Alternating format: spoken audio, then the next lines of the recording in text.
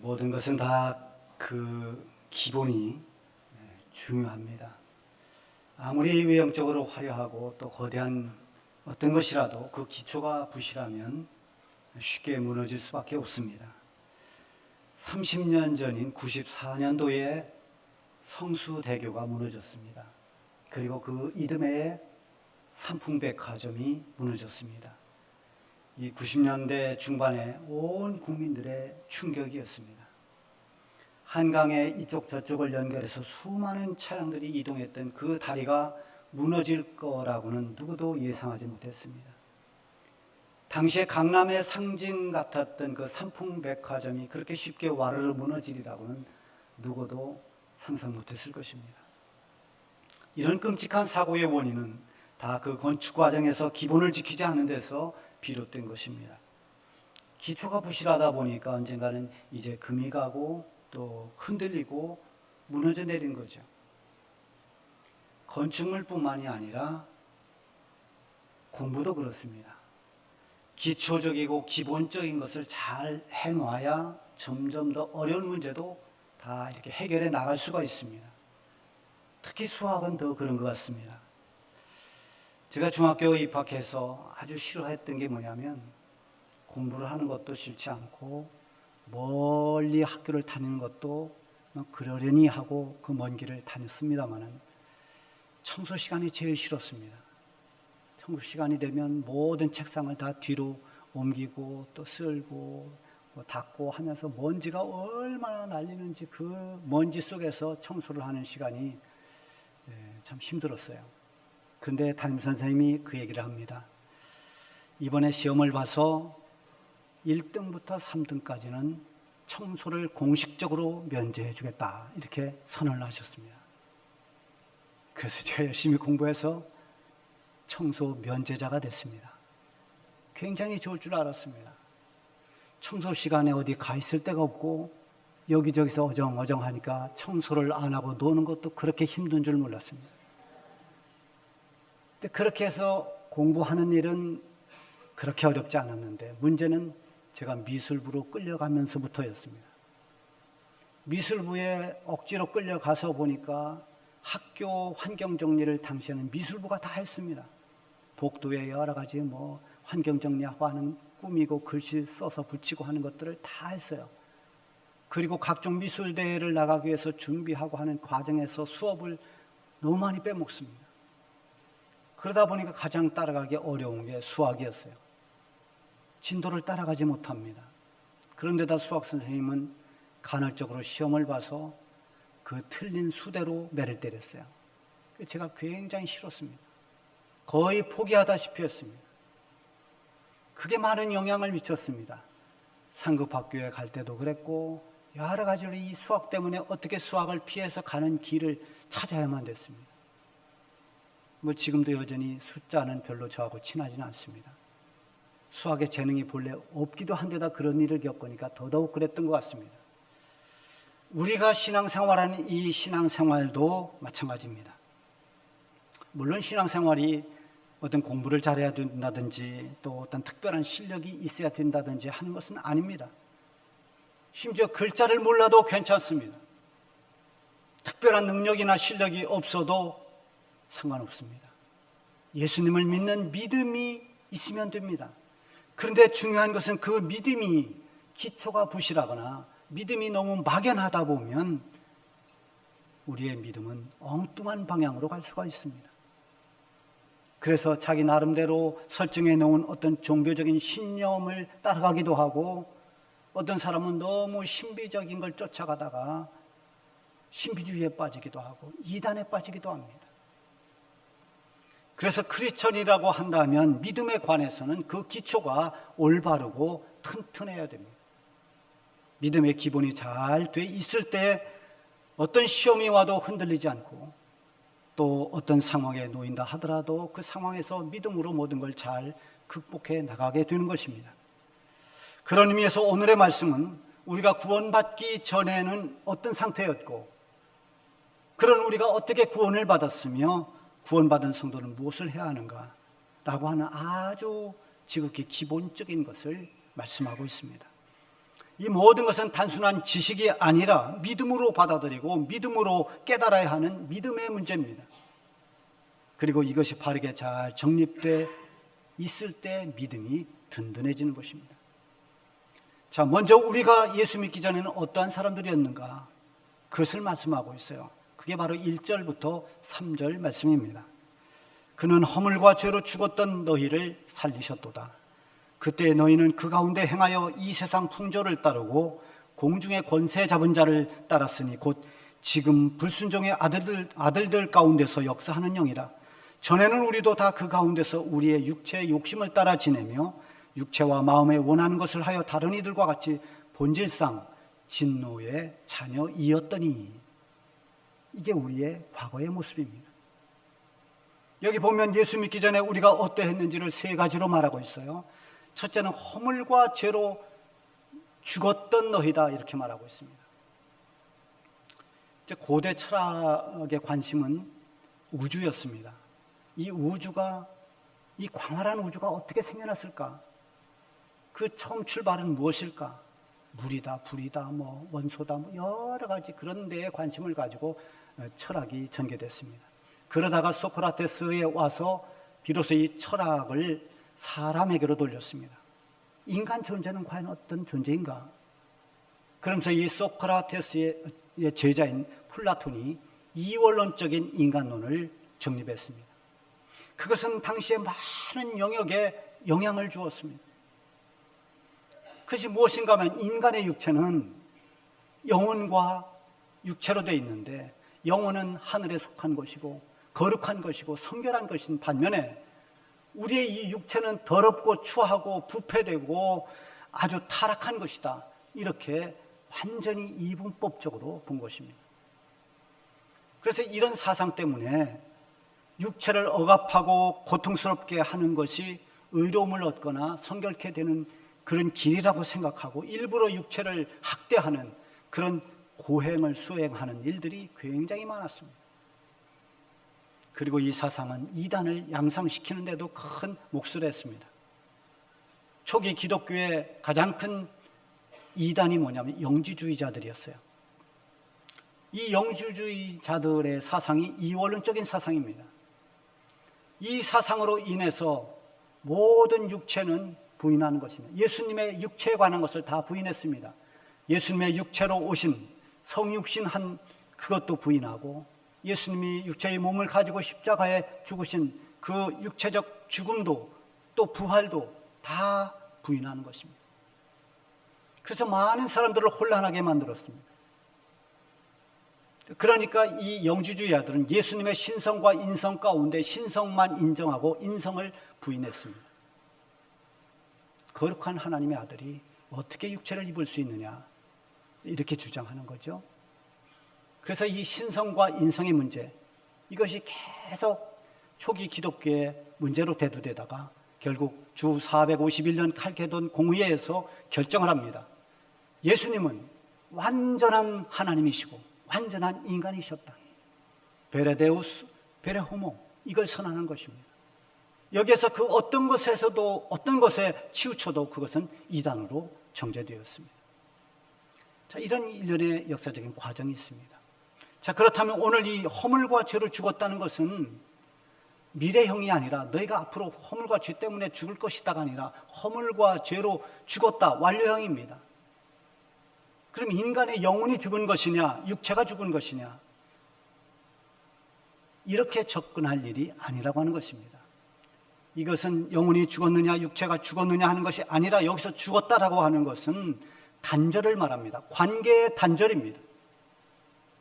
하나님과 우리 관계가 단절됐다는 것입니다. 끊어졌다는 거예요.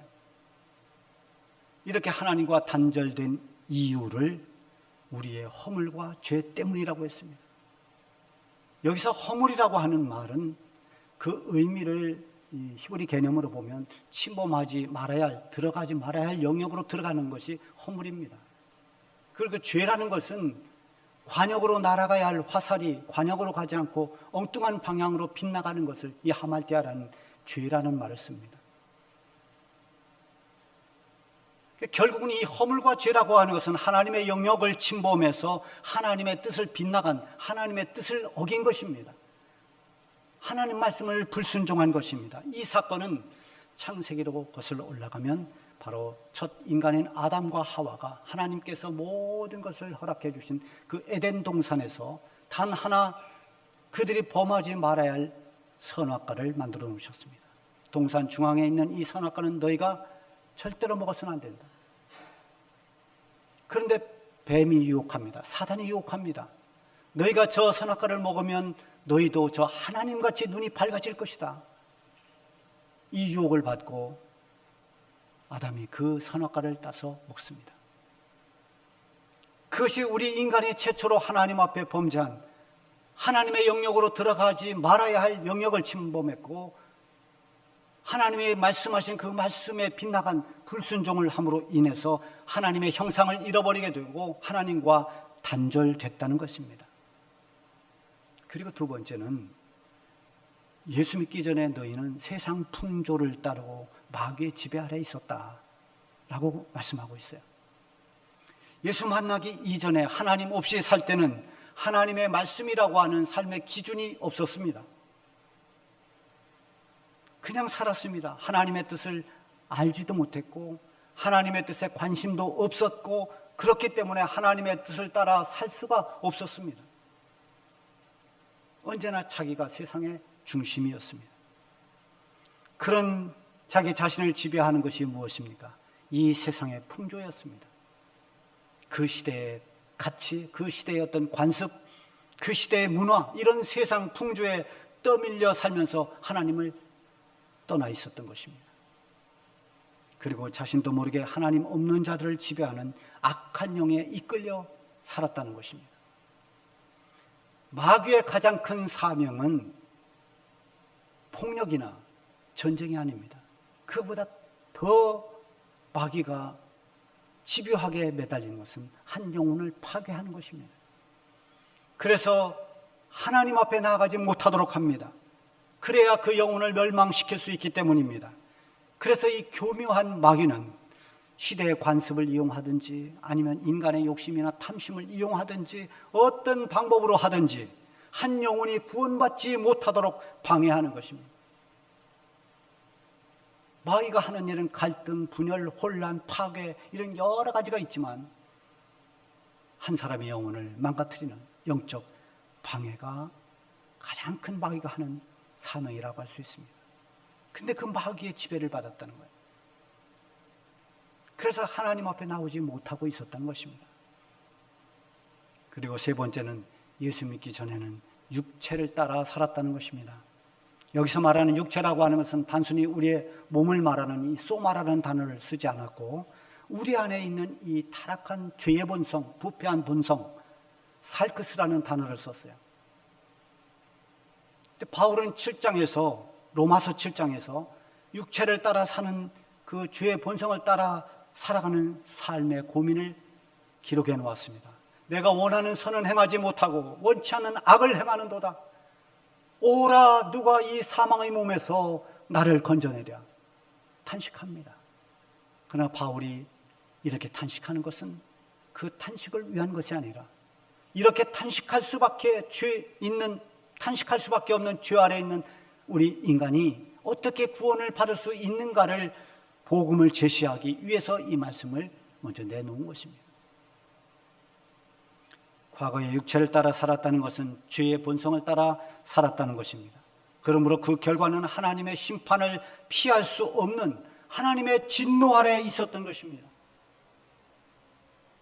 하나님의 진노의 대상이었다는 것입니다. 오늘 말씀은 너희가 전에는 진노의 자녀이었더니 진노의 자녀로 살았다는 거죠. 이렇게 허물과 죄로 죽었고 마귀에게 지배당하고 육체를 따라 살았던 우리는 결국 하나님의 진노로 말미암아 멸망받을 수밖에 없었던 것이 예수 믿기 전에 우리의 모습이었습니다. 그렇다면 이제 우리가 어떻게 구원을 받을 수 있는가 하는 것입니다. 먼저 그 출발은 하나님의 긍휼로부터 출발됩니다. 4절과 5절 말씀에 보면 긍휼이 풍성하신 하나님이 우리를 사랑하신 그 큰 사랑을 인하여 허물로 죽은 우리를 그리스도와 함께 살리셨고, 이 죄와 허물로 하나님의 관계가 단절되어 있는 우리를 하나님은 미움으로 보시지 않고 긍휼로 보셨습니다. 불쌍히 여기셨습니다. 여러분, 우리 사람도 사람 간에 서로 좋은 관계고 잘 아는 관계였다가 관계가 딱 끊어지면 서로 다툰다든지 아니면 어떤 안 좋은 일로 인해서 관계가 끊어지면 그 다음에는 적대적인 입장이 되기 쉽습니다. 그래서 전에는 친했던 사람을 자꾸 험담을 합니다. 아니면 이제 너하고는 상관없다 해서 일체 관심을 끊어버리고 무관심해버립니다. 심지어 우리의 가까운 가족이 될지라도 그 관계가 단절되면 미움이 더하거나 아니면 무관심하게 됩니다. 그런데 이걸 해결하는 비결 가운데 하나가 무엇인가 하면 긍휼입니다. 불쌍히 여기는 것입니다. 우리가 간증전도를, 이 전도 간증을 가끔씩 들어보면 아주 술에 쩔어 살던 술 주정뱅이 남편을 어떻게 전도했는가, 그런 이야기를 여러분 한 번쯤 간증을 들어봤는지 모르겠어요. 이런 분들도 다 보면 그 동기가 미움에서 긍휼로 바뀐 것입니다. 늘 술만 먹는 그 남편을 늘 미워했습니다. 그런데 어느 날 술을 먹고 누워있는 남편을 물끄러미 쳐다보니까 불쌍한 생각이 듭니다. 불쌍하구나. 이 긍휼의 마음이 드니까 상대방의 입장을 좀 더 이해하게 됩니다. 얼마나 힘들면 저렇게 할까? 얼마나 속이 상하면 저럴까? 얼마나 자존감이 무너졌으면 저렇게 할까? 뭐 등등의 나름대로 그 입장을 한번 생각해 보는 겁니다. 불쌍히 여기는 겁니다. 그러다 보니까 점점 그 영혼에 대한 관심을 갖게 되고 그 영혼을 사랑하게 되고, 그래서 결국은 하나님 앞에 돌아와서 신앙생활을 하게 되는 이런 간증들을 들어보게 됩니다. 하나님의 긍휼은 우리에게 사랑과 은혜로 나타났습니다. 죄짐을 벗어낼 수 없어서 죄짐을 지고 허덕이는, 죄로 인해서 심판을 기다려야 하는 죄인들을 위해서 하나님은 긍휼히 보시고 은혜를 베풀었습니다. 사랑하셨습니다. 그래서 그 사랑으로 하나님의 가장 사랑하는 독생자이신 예수님을 우리를 위해 내주셨습니다. 죄인이 죄인의 문제를 해결하지 못합니다. 같은 죄인끼리 죄의 문제를 어떻게 해결할 수가 있겠습니까? 죄 없으신 성자 하나님 예수님만이 우리의 죄를 해결할 수 있기에 우리 예수님께서 하늘 영광을 버리고 육신을 입고 이 세상에 오셨습니다. 이 세상에 오신 것은 세상에서 영광을 받기 위해서가 아니라 죄 가운데 있는 우리를 구원해 주시기 위해서 이 세상에 오신 것입니다. 이게 바로 하나님이 우리를 사랑하신 그 사랑입니다. 요한복음 3장 16절 말씀을 보면 하나님이 세상을 이처럼 사랑하사 독생자를 주셨으니 이는 그를 믿는 자마다 멸망하지 않고 영생을 얻게 하려 하심이라. 복음 중에 복음 아닙니까? 예수님이 우리 대신 대속의 죽음을 죽으셨고 우리의 씻을 수 없는 죄를 씻어주시기 위해서 죄 없으신 예수님이 피를 흘려주셨습니다. 그리고 우리를 위해서 부활하셨습니다. 이제 누구든지 예수님을 영접하고 예수님을 구주로 믿으면 그 믿음으로 말미암아 구원을 받을 수 있게 되었습니다. 죄인들을 위해서 하나님께서 베푸신 이 구원을 얻는 길은 그래서 오직 하나님이 보내주신 예수님, 독생자 예수님을 믿는 길 외에는 없습니다. 사도행전 4장 12절에 보면 다른 이로서는 구원을 받을 수 없나니 천하 사람 중에 구원을 받을 만한 다른 이름을 우리에게 주신 일이 없음이라 라고 선포합니다. 그런데 사람들은 나름대로 구원을 받기를 원합니다. 예수님이 아니더라도 나름대로 선하게 살면, 또 다른 어떤 종교적인 행위를 하면 뭐 이렇게 해도 산꼭대기에 올라가고 저쪽으로 돌아가도 길은 다르지만 다 정상에 오른다, 이런 논리를 가지고 구원받을 것처럼 말합니다. 그러나 하나님의 말씀 어디를 찾아봐도 하나님은 그렇게 말씀하신 적이 없습니다. 복음에는 그런 말씀이 없습니다. 예수님 외에는 구원자가 없는 것입니다. 예수 믿는 것 외에는 구원받을 다른 길은 없습니다. 인간의 어떤 도덕이나 인간의 의로움이나 인간이 행한 어떤 것도 구원의 기준이 되지를 못합니다. 인간의 행위가 하나님의 구원에 이를 만큼 그렇게 위대하지 않습니다. 9절에 보면 행위에서 난 것이 아니니 이는 누구든지 자랑하지 못하게 함이라. 우리는 그래서 구원받은 것에 대해서 내 자랑이 있을 수가 없습니다.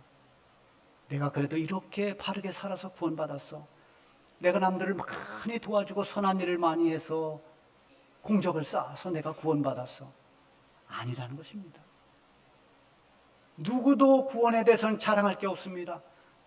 오직 하나님의 은혜, 하나님의 사랑에서 우리는 구원받은 것입니다.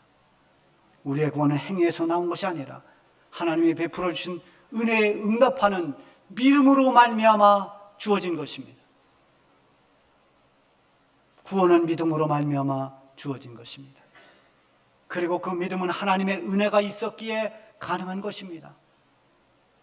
우리의 믿음이 하나님의 은혜로 인한 하나님의 선물이라는 것을 우리는 한순간도 잊어서는 안 됩니다.